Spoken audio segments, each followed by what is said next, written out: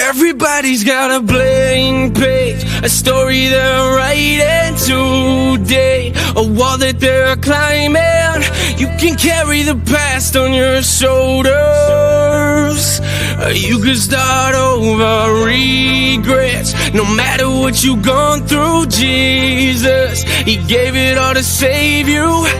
He carried the cross on His shoulders, so you can start over. Don't let your heart be troubled, don't be afraid. To the brokenhearted, their wishes they never been born, never been torn, never sinned, never disobeyed. I know you think there's no hope, no, but that ain't true. Jesus saved. I know you feeling regret, like I brought this all on myself, like I messed it up big time, and this time I don't deserve God's help. Thinking, how can God forgive me after knowing what I did? Can He? After knowing that I hid from Him and I stayed away and backslid. Listen, Jesus came for the sick, so true. Jesus came for the weak, amen. Jesus came to give good news and to set the captives free, amen. Listen, Jesus came for the poor, amen. Jesus came with the keys, amen. Jesus came to remove the chains so the prisoners can be released. Everybody's got a blank page, a story they're writing today, a wall that they're climbing. You can carry the past on your shoulders. You can start over regrets. No matter what you've gone through, Jesus, He gave it all to save you. He carried the cross on His shoulders, so you can start over. See, His love is deeper than the ocean floor. Run to His arms like an open door. God the Father sent the Son so men can come and be free and gotta run no more. Come to me, all who are weary, with heavy burdens I'll give you rest. Separating you from your sin, as far as the east is from the west. Thrown in the sea of forgetfulness. What sin, what offense? And when them waves come crashing in, I'll calm the winds in your defense. So whatever it is that you've done, He put that punishment on His Son. You'll never come under His condemnation, conquer sin and Satan and his accusations. So dry your eyes, lift up your head. Hallelujah, God is not dead. Plus He gave us His peace, and He took our guilt on the cross instead. Took our place and now we embrace a clean slate with the eyes of faith. We know unfailing love, unfailing love. It's not too late, start over. A story they're writing today, a wall that they're climbing. You can carry the past on your shoulders. You can start over regrets. No matter what you've gone through, Jesus, He gave it all to save you. He carried the cross on His shoulders, so you can start over.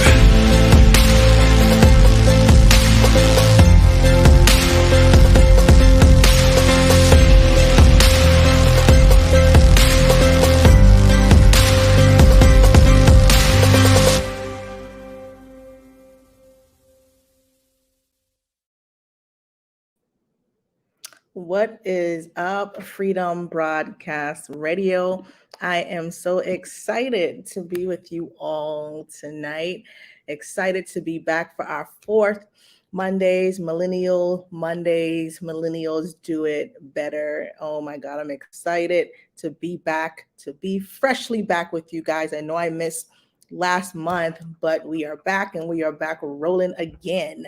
I have an awesome topic for you all tonight. So listen, please tune in Tell somebody, tell a friend, tell your family, your friends, put it on Instagram, Facebook, TikTok, Snapchat, YouTube, whatever it is that you have.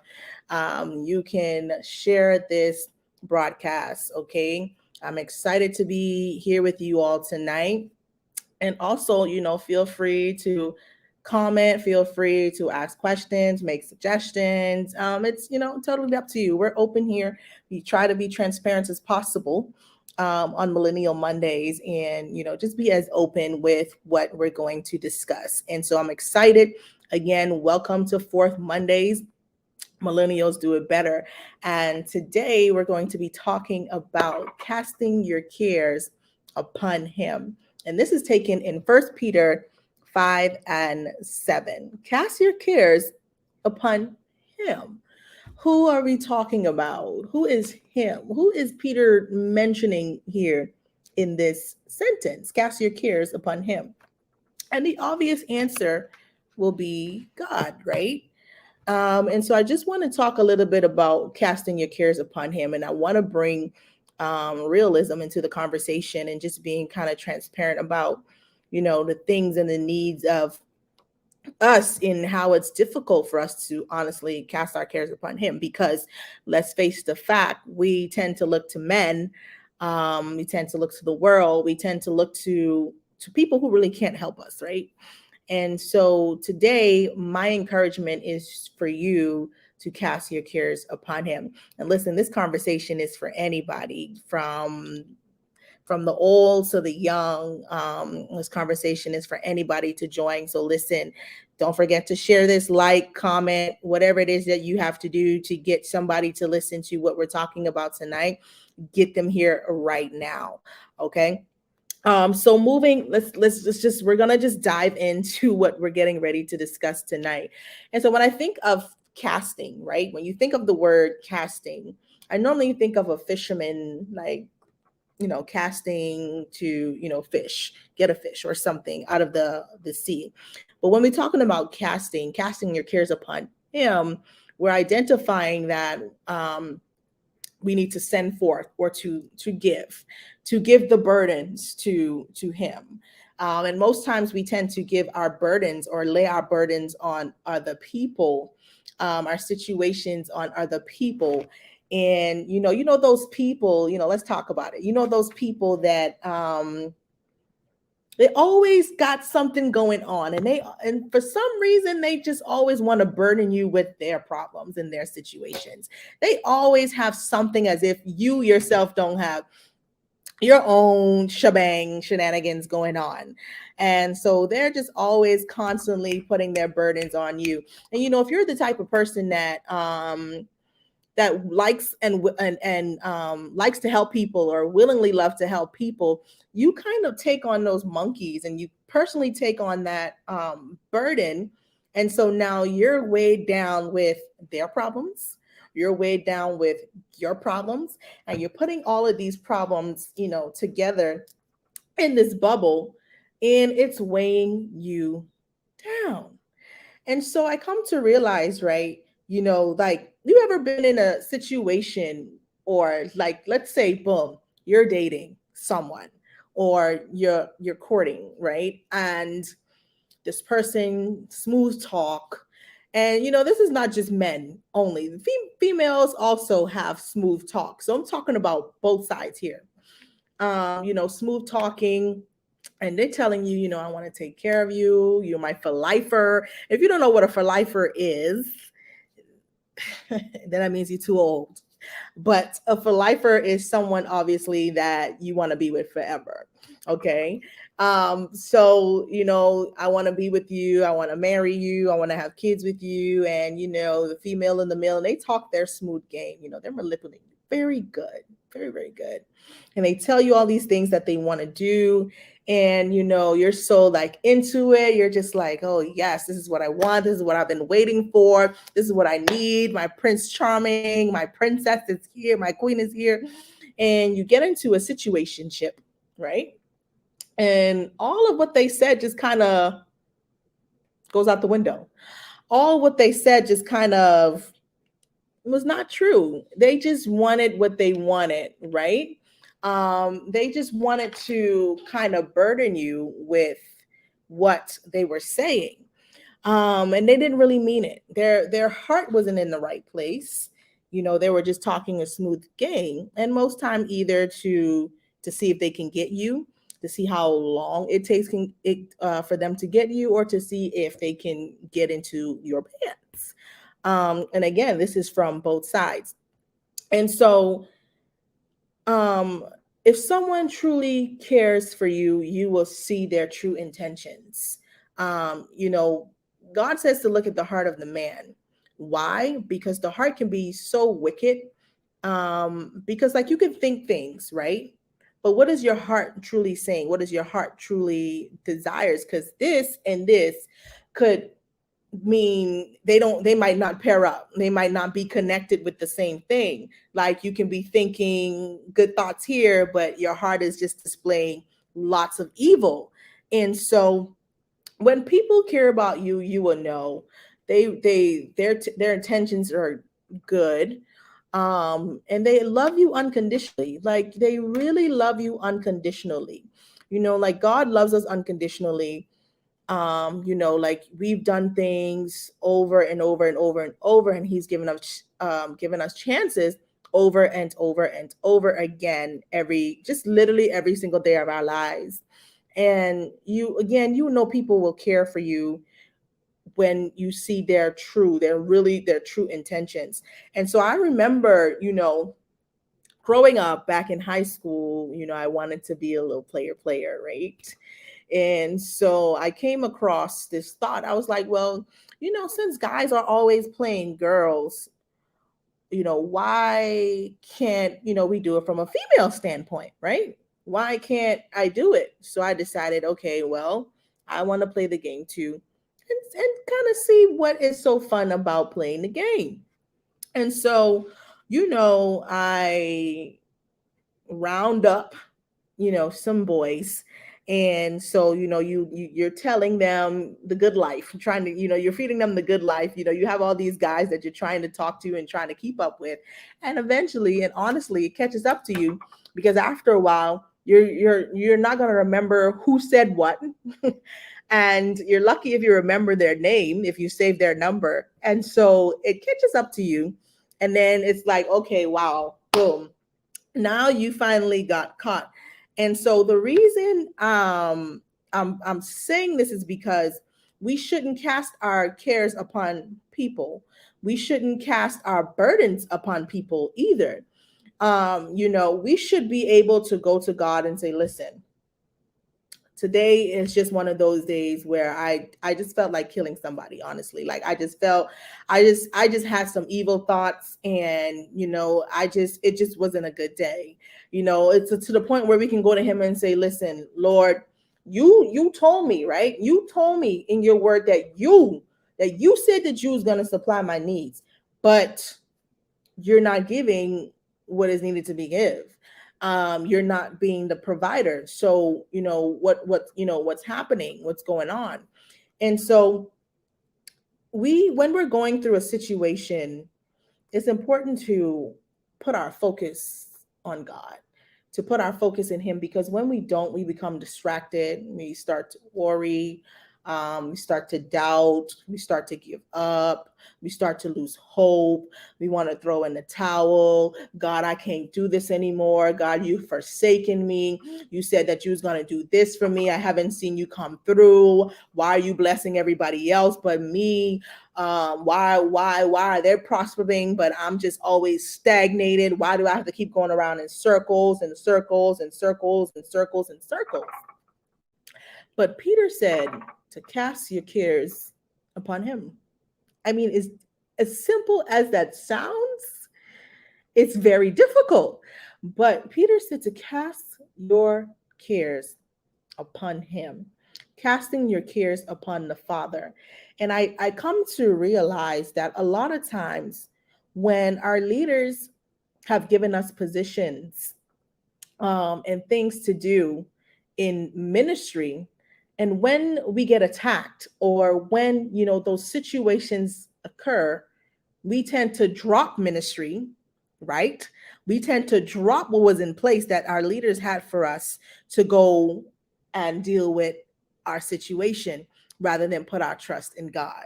Listen, if you are tuning in, welcome. Welcome to Freedom Broadcast Radio. I am your host, Demi Aaliyah. We are talking about casting your cares upon Him. As simple as this topic may sound, I'm trying to bring realism to this topic and trying to connect real life situations with why we should cast our cares upon Him. So if you are tuning in, please go ahead, share, like, comment, write any questions that you may have in the comments, share this with somebody, Instagram, Facebook, Twitter, wherever it is that you have social media on all social platforms. Go ahead and tag somebody in this video so that they can also tune in and join the conversation. But, moving on, right? So we're talking about casting your cares upon Jesus Christ. And so a lot of times, again, we drop the ministry to go handle the situation when God is saying cast your cares upon Him. So let's say that you had a preaching assignment, and let's say they're about to turn off your lights and you're getting ready to be evicted. Majority of people will drop the preaching assignment and focus on the fact that they're either going to lose their home and their lights are going to be shut off. And that means you might be in a place where your faith is a little weak, where you're still a baby spiritually, and that you may have doubts, and you just might be in a place where you're just like, I'm just tired. I've been trying for so long. I've been praying, but it's like, my prayers are not being answered. I just feel like I'm just in my cocoon where I'm just going through the trials and the tribulations. And it's like, I'm praying, I'm crying out, I'm asking God. And it's just like, well, He's not answering me. So therefore, I'm going to take it upon myself to fulfill my burdens and to try to find solutions to my situations. But that's not what He wants you to do. He wants you to cast your cares upon Him. Peter knew what he was talking about. Peter knew why we must cast our cares upon Him, because we become selfish when it becomes about us. When it comes to our burdens and our situations, we become selfish. We forget everything else.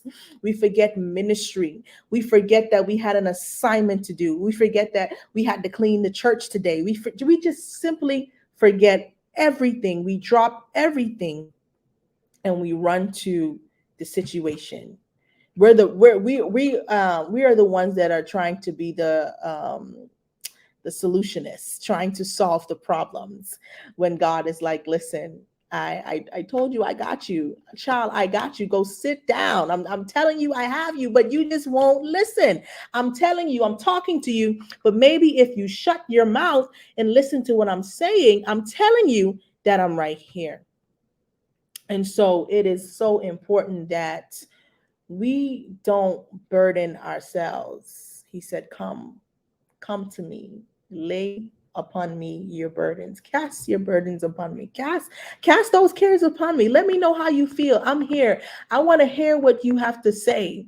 I'm going to tell you what you need to know. I'm not going to sit here and tell you things that will make you feel good about your situation, but I'm going to make sure I'm going to get you right. Whether you have to wait, whether you have to wait and listen, I'm going to make sure in the end that I'm going to get you prepared, right? And so Peter knew exactly, Brother Peter knew what he was talking about. And so it comes to a place where we begin to doubt when bills are due, when our marriage starts to act up, our children trying our patience, and it just seems like everything just starts to weigh on you, right? It just seems like everything is just like it's just sinking down on you, and your chest just feels overwhelmed. You just have these these weird headaches, and I've been there. I'm sure we all can attest, both hands and both of my legs with my feet. We can attest that we've been there, guilty as charged, where we've just decided that We wanted to be the solutionist to the problem, where we wanted to solve the problem rather than giving it to God, because, well, he's taking too long. The rent is due tomorrow. My light's about to be turned off tomorrow. And it's in our faith. It's in our faith, man. It's in our faith. And I know, like, it's so hard. And this is also for me, because I'm speaking for me, man. It's the faith. It's your faith that's going to get you there, in the trusting in him, and knowing that he has your back, and fully knowing that that the God you serve is going to keep you. I'm telling you, it is in your faith. Because understand this, right? The world really tries to grip us. And most times we will turn to the world, or we return to friends or people that we know, especially us as young adults. We tend to turn to other young adults because we feel like we can connect to them on a young adult level. And same thing with teenagers. Teenagers turn to teenagers because they feel like, well, they can connect to teenagers on a teenager level. And it took me a long time to realize that you need to talk to someone who maybe has experienced it, who is older than you, and who has been through the process, or can give you that wisdom and steer you into the right direction. Because we turn to friends, but they may have not gone through what you have went through. So how can they give you advice of something they have never experienced, right? And so most times we tend to do that. We tend to look for that comfort zone, or we tend to look for that familiar spirit or familiar friend that we can have that conversation with, that we know that they might probably back us up in our decisions, or in things that we have done. And so I've been to a place where I felt defeated. I felt absolutely defeated.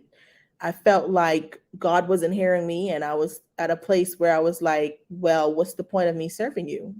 What's the point of me going through all of this if I'm just repeating the same cycle? I mean, I'm doing my best. Can't you see that I'm doing my best? Can't you see that I'm trying? Can't you see that I'm trying to fulfill what you have in place for me? But it's like these obstacles just keep coming up and keep trying me, and it's just making my life a little bit harder. And I felt defeated for a long time. And I was to a place where I'm just like, I'm just gonna enjoy the world. I'm just going to enjoy the world. I'm just going to have some fun. And forget about casting my cares upon you. I'm gonna just go to the world, because the world seems to be giving what it's supposed to give, and God, you're not giving what it needs to be given. And so I was just in that place where I'm just like, man, I'm down. Like, I'm just down and out. Like, God, like, I mean, I'm talking to you, but you're not hearing me, man. Like, why? I'm watching everyone progress. Everyone's being successful. Everyone have beautiful jobs. Everyone's getting married. And I'm just in a place like, man, when is my turn? When is my turn? God, when are you going to do it for me? I was just defeated. I was just like giving up, to the point where I was just like, Lord, I don't want to do this anymore, because it's rough. It's hard. It's hard trying to be a Christian. It's hard trying to win souls for your kingdom. It's too much. The world is requiring too much. God, you are requiring too much for me at this point. I just need the minimum right now, because right now you're just requiring way too much for me. And I was in that place. I was really deep into that place. And it was just to a point where I'm like, I don't know if I want to do this anymore. I don't know if I want to serve you anymore, because it seems like you don't care. So why should I care? Why should I serve you? Why should I come to church every Sunday and lift my hands? Why should I communicate with you? Why should I build relationship with you? All these whys. But not one time I decided to say, Lord, let me cast my cares upon you. Listen, if you are tuning into this conversation, we are talking about casting your cares upon him. This is Freedom Broadcast Radio with Sherilyn Fletcher Ministries. This is Fourth Monday, Millennial Mondays, because we know millennials do it way better than anybody else. We do it better. So we're just talking, having conversation. Share this, like, comment.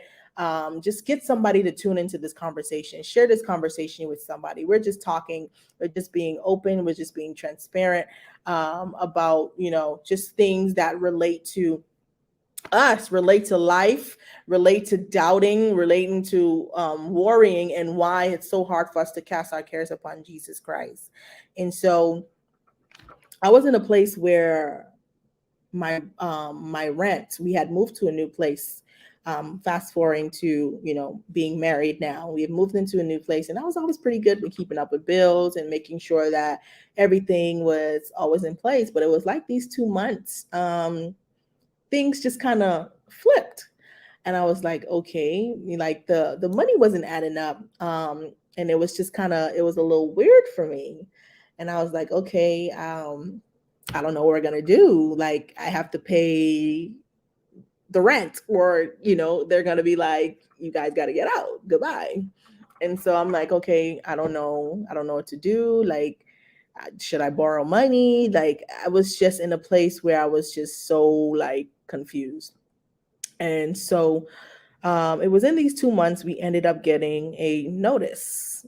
But it was so crazy how it happened, because when you get those notices and things like that, those, or if you're evicted, that goes on your record for if you want to get a house or apartment or whatever. That's another conversation. But it's so crazy it happened. It was the fifth day, and I was waiting for my husband to be paid. It was like his payment came in a little bit later than usual. And so I'm like, okay, like I have to pay this today, or like we're gonna get a letter, stating XYZ. And so immediately I got off. Um, I rushed straight to the office, and I came when I came, home, and I was like, okay, I need to pay the rent. Like I just have to pay the rent. So eventually we got the money. He got paid.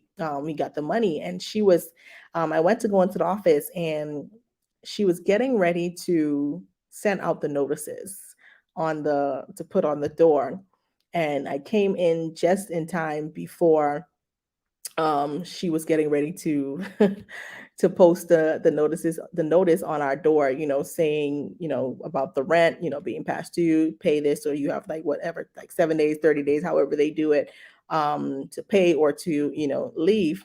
And I was like, wow. Like, in that moment, I didn't think about it. In that moment, I was just like, I'm glad to pay my rent. I'm glad for this to be over. But then I thought about it, and I was like, okay, so just then, before, God, you came through. In the moment of her getting ready to send that notice, I was able to step in her office and pay the rent and do what I had to do. And I was grateful for that. And I was like, God have a way of showing up when we doubt him. He has a way of just kind of swooping in and just letting you know, like, listen, child, I told you I have you. I told you I was here, but you weren't listening. You were kind of tuning me out. And we do that. We say we're praying, we say we're talking to him, but eventually, we're not really listening, are we? We're more communicating our concerns and communicating everything else. And he's just like, okay, when is it going to be my turn? Those conversations that you have with people who never stop talking and never let you get one word in? Yeah, that's you. That's probably you as well.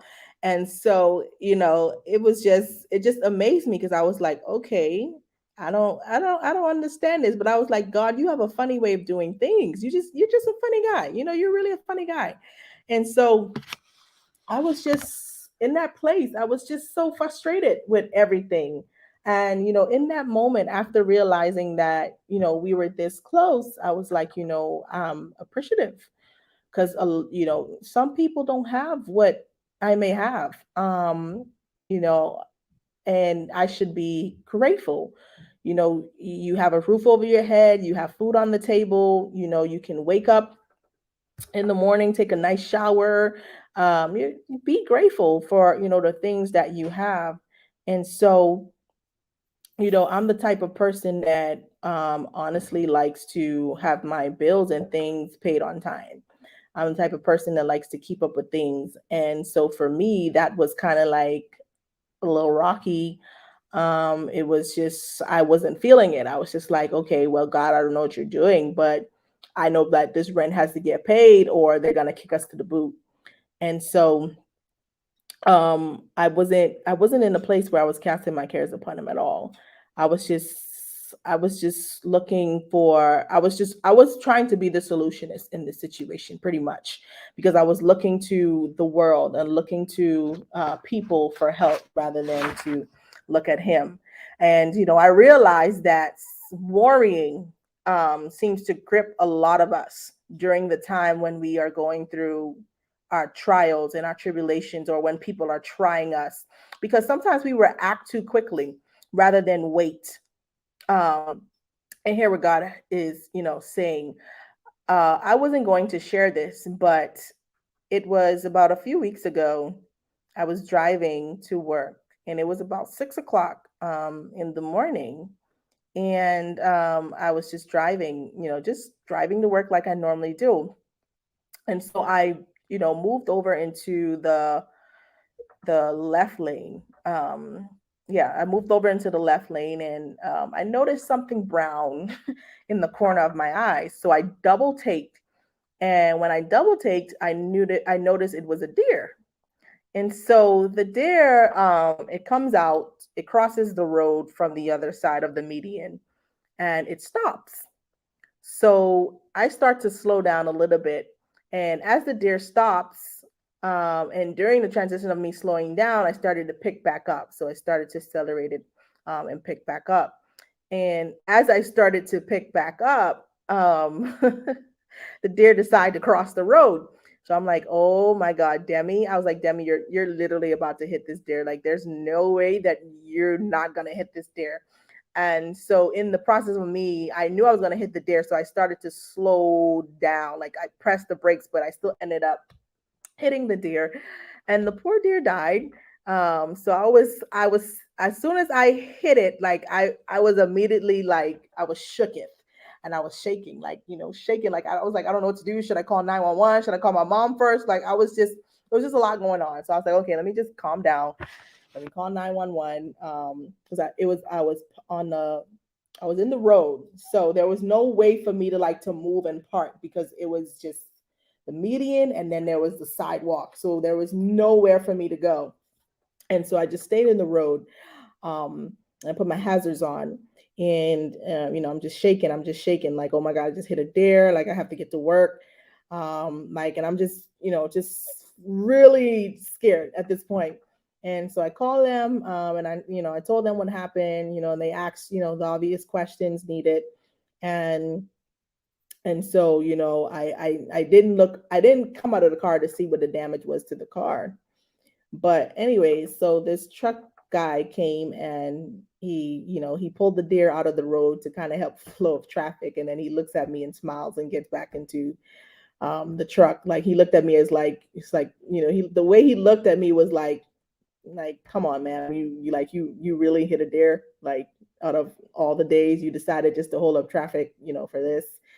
And so anyways, I was just like, um hoping my car was still able to drive. So I eventually, when he moved the deer, I took some pictures of the car. The front of the car was, like, completely damaged, like, damaged. And gratefully, my airbags didn't deploy. So I started driving, because they asked me if I was able to move the vehicle. So I started driving, and I eventually, pulled over, and the cops, came over, and, they basically said they couldn't really do anything. They can just give me a case number, and I can call insurance, da da da da da. And so in this process, I'm just like, oh my God, I just messed up my car. I can't believe, like, I'm still shocked. So my adrenaline is, like, through the roof. And I'm like, oh my God, like, what is going on? And in this moment, I'm not thinking about God. I'm not thinking about nothing. I'm just thinking about how I'm going to get to work at 6 o'clock, who is going to open up, who is going to turn the ACs on. That's all I'm thinking about. Like, I'm not thinking about anything else. And so eventually the cop comes, and he talks, and he was maybe there for, like, less than 60 seconds. And so I said, okay, well, let me try to drive this car to work. Because again, I didn't really check to see if the car was leaking or anything like that. So I drove straight to work. And kind of felt like everyone, like, you feel like everyone's looking at you, but they're really not paying you no attention. But anyways, I get to work and I'm just sitting there in the car and I'm just like, oh man, like I'm still like, dang, did this really happen? Like, like what is going on? Like, and I'm texting my mom, I'm like, I just hit a deer. And what's so crazy is that another lady that worked at the school also got into a little accident that day. And then my brother texted me later in the evening and said that he got in an accident. And so it's kind of like, okay, this must be like something spiritual, I don't know, like a, spiritual attack or whatever. So, to the point, I wasn't even upset that it happened. I was just like, well, it happened. There's absolutely nothing I can do about it. This is in the past now. We just have to move forward. And so I, got everything sorted out with insurance, and I was reading up on it where it's like, insurance will cover you because it's, at no fault, da da da da, because you hit an animal, right? And so, I was just like, okay, like I don't know what I'm gonna do. I don't have a car. I guess, we're just gonna have to figure it out. And I was just in a place where I was just like, well, God, just you know what you know the reason for why this may have happened. And I'm just gonna leave it at that. So I didn't really worry about the car. I just wanted to get it into the shop and get it, fixed immediately. And so I'm still without a car, but by the special grace of God, it will be ready. And I'm super grateful for my husband who has been driving me to work now for the past 2 weeks. And so that's been an adventure. But, in that moment, and I'm telling you this because in that moment, I didn't really cast my cares. I was just in the process of, I was just processing everything. But my main focus was getting to work to be able to open up and turn the lights on and get the AC on. And so I didn't let it affect my day. It was Friday, and it was a nice Friday. The Friday is the weekend, and you're excited to be off work. You have the weekend off, and it was on a beautiful Friday morning that this happened. And I'm just like, when, oh my God, this really hit on a Friday. So I didn't really let it ruin my day or my weekend. So I just left it, as it was. And my thing is, during your hard times and during your hardship, don't let doubt and worry or fear cloud your judgment, in that moment. In that moment, yes, we should cast our cares upon him, but because we react so quickly, we forget to stop and think. My encouragement to you is to stop and think, to pause, take a moment, analyze, and speak. Because in us doing things quickly, we tend to make the wrong decision. And so, listen, again, if you are tuning into this conversation, we're still talking, we're still chopping it up, talking about casting your cares upon him and just bringing realism to the conversation. So if you are tuning in, please like this, share this with somebody on all social platforms. Let them tune into this conversation because we are still talking about it. And so we have to understand that the battle is not yours, honey. The battle is not yours. It belongs to the Lord. It belongs to him.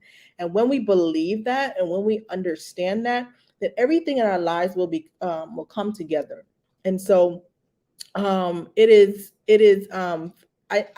I know it's very difficult to cast your cares, but Peter was on it. Peter was really on it when he said cast your cares upon him. Stop trying to find solutions. When you try to find solutions, you cause a lot of chaos, in trying to find solutions. And sometimes it may work out, but sometimes you just make it even worse than it was. And I want to really encourage you to fully trust and believe and have faith that that God will help you, that he will do it. And again, this conversation is also for me because again, I told you I've been in a place many times where I'm just like, I'm just tired. I'm just overwhelmed. I feel like I'm giving my all, but I'm not being reciprocated for anything. And I just felt like, well, what is the point? What is the point of doing this when I could just be enjoying life and doing whatever I want to do? And I don't want to pull away from the things of God, but it kind of puts you there. It kind of drives you there after a while when you're just so um confused, or when you're so bundled up with so many things that are going on in your life, when you have so many things happening back to back to back, you kind of forget about God. You're just like, well, I just have to figure this out myself and just do what I have to do, and just call it quits. And it's the same, like recently I've been having these like really crazy migraines, and like my migraines, they will last all day. Like I will take aspirin, nothing will help. So I, take a nap. I'll wake up and it'll still be there for a little bit. And then I started having nosebleeds. And I'm just like, okay, I don't know what's going on. So I was like, well, let me go run to the urgent care real quick and see what's happening. And I wanted them to do a CAT scan of my head, to see, what was going on, because it was like pain that was just unbearable. And so I was like, well, they was like, well, we don't do that, here. We only do, certain x-rays and things like that. So I was like, well, can you check my blood pressure, because, well, my nose is bleeding. So they checked my blood pressure was fine. So I'm like, well, I don't know what's going on. I don't understand. And so in that moment, did I cast my cares upon him? Absolutely not. I ran straight to urgent care to help me figure out the solution to my problems. And so I have to trust, and we have to trust and know that God is the ultimate. He's the healer. He is everything that we need, because why? He makes the impossible possible. And so I just want to encourage you with four things to help you and to teach you how to cast your cares upon him. And the first thing is acknowledge that the problem is there. Acknowledge there's a situation. Because when the situation comes, we know it's there. When the problems come, we know it's there. When the bill comes in the mail, we see it. It's there. It's right in front of our face. When our kids are testing our patience, it's there because it's happening in that moment. And so the first thing you want to do is acknowledge that the problem is there. And then the second thing is praying by using the word of God. When you bring back the word in your prayers, so example, God, you said in your word that you will be my supplier. You will provide all of my needs according to your riches and glory. So I need you in this moment to be the provider. I have no food in my house. You said that you will provide it. So Lord, I need you to provide the groceries. I need you to provide the funds to obtain these groceries, or whatever your prayer is that you are declaring. And the third thing that we have a hard time doing is leaving it to God. We must leave it to God. Why? Because he's the one that can solve the problem. He's the one that's going to help us get out of the situation that we are going through. And the last thing that it's quite difficult for us to do is to wait. We tend to have a problem with waiting because we want things to happen quickly. It's kind of like the reason why we go through the fast food when we're hungry, because we want something quick rather than a home cooked meal that is going to take time to cook. And so it is important that you wait, that you have patience, and believe and trust that God can do it. When you believe and trust that God can do it, then everything will begin to line up. Okay, I'm not just saying this to say this, and I know it's very hard. Yes, I agree with you 100%. It is very hard to just not acknowledge what is happening, to not want to fix it. It is very hard because you want to get it done, and you just want things to move like this. And I'm that type of person. I like things to be able to move very swiftly. Like if I say something, like if I tell you something, or I ask you to change something, I expect it to be done like this, because I'm a solutionist. So I like things to be resolved. And so be steadfast, unmovable, and stand firm, and allow God to move in your life. Peter knew again what he was talking about. Peter declared it. He said, cast your cares upon him. Cast your cares upon the Father. Cast your cares upon him, so that when your situations come and you can pray about it, you leave it to him and then you wait. Okay? Acknowledge that the problem is there. Pray about it. Bring back the word. Declare back the word that he has placed in the word of God. Leave it to him and wait. So tonight, I pray and hope that something that I said to you, that you took it in and you will apply it to your life, and that you will trust and believe that God will keep you, and you will trust and believe that he will help you in the time of trouble. He will help you in the time of your situations. He will help you in a time when you want to give up, when you doubted him. Put it in his hands. When you put it in his hands and you leave it alone, the favor of God will fight for you. Trust me, the favor of God will fight for you. And it's still taking me to understand that, because with everything that's going on at work, it's like a battlefield. It's just like, man, I'm tired. I'm just tired of it. I'm to the point where I'm so numb to it. It's just like, I'm not even worried about the small things anymore. Like, whatever happens. Do what you got to do. Just keep me out of it at this point. And so I really honestly thank you all for tuning in and taking this opportunity to sit and chat with me and to have this conversation about casting your cares upon him. And I honestly do pray that you've learned something and you've gained something from tonight. And I pray that God will continue to bless you and continue to keep you and continue to do a beautiful thing in your life. But we must first put our trust in him. And so thank you all for tuning in to Fourth Mondays, where millennials do it better. And I will see you next month on Fourth Monday.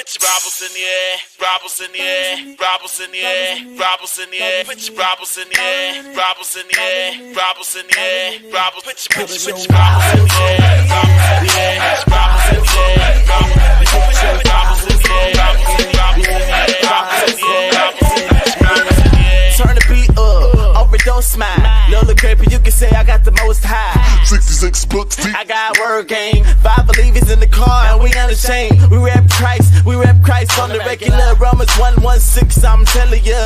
Be slapping like a pimp to his girlfriend, looking so crazy, but no, we not secular.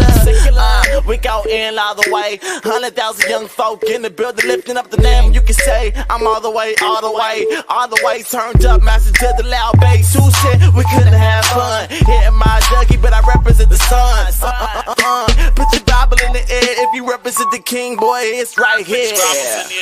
Robbles in the air, Robbles in the air, Robbles in the air, Robbles in the air. Put your Robbles in the air, Robbles in the air, Robbles in the air, Robbles. Put your Robbles in the air, Robbles in the air, Robbles in the air, Robbles. Put your Robbles in the air, Robbles in the air, Robbles in the air, Robbles in the air. Put your Bible in there so I can see why this beat's so cold. Frosted freeze, but it's still overheating and it freeze. Black night, you got me screaming OMG. Yeah, man, the Bible is my idol. Daily flesh massacre, I'm Mr. Suicidal. Bible in my hand like a glove on my go. You may not want it, but I'm telling